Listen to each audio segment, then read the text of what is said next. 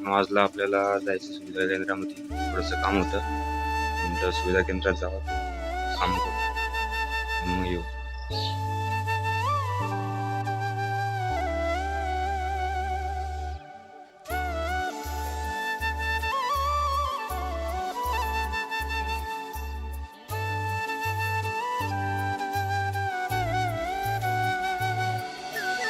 तर भाऊन आपण सुविधा केंद्रामध्ये चालू होतो, पण आपल्याकडं गाडी वगैरे काहीच नव्हतं. त्याच्यामुळं बोललं चला आता चालतच जाऊ आपण.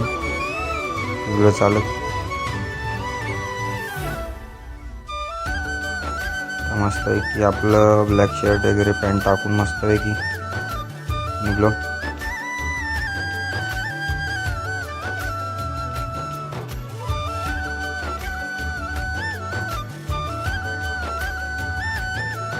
आता जायचं गाडी घ्यायला.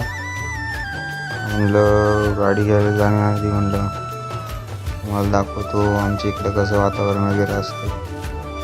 रस्त्याच्याकडून झाडं झुडपं वगैरे.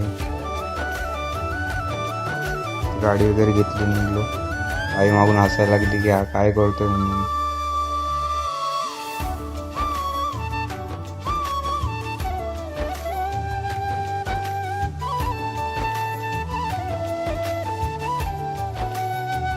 आता आपण आलोय डिंब्यामध्ये आलोय.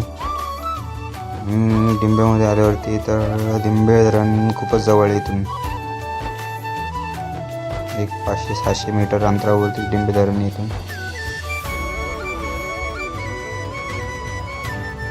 बघू शकता तिकडे डिंबे धरण आहे. इथं माझा मित्र भेटला मला. त्याच्यासोबत थोडेसे गप्पा वगैरे मारत तेवढ्यात मागून एस टी आली किंवा शंकरपूरला एस टी. बघू शकता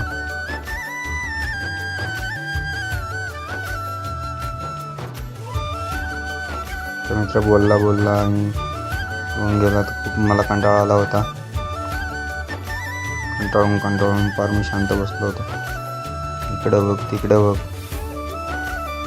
म्हणजे आता काय बघायचं. खूप कंटाळा आला होता. तेवढं बोललं आई काय करते म्हणलं बघावा.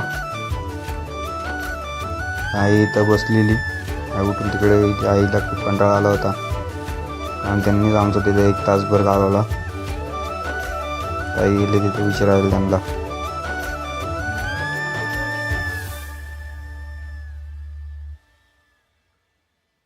तर वरती एवढं भारी काम करतात ते, एवढं उंच.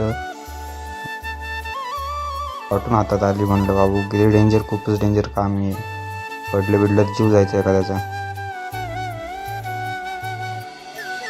आईने त्यांना विचारलं की किती वेळ लागेल, पण ते बोलले अजून थोडा टाईम लागेल. या थोड्या वेळाने गेलो त्यांच्याकडे. त्यांच्या दुकानावरती खूप गर्दी होती. तो माणूस आलेला.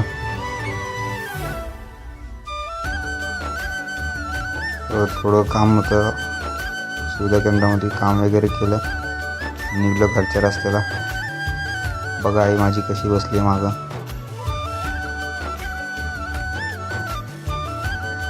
निघलो घरी जायला. आता गेली गाव.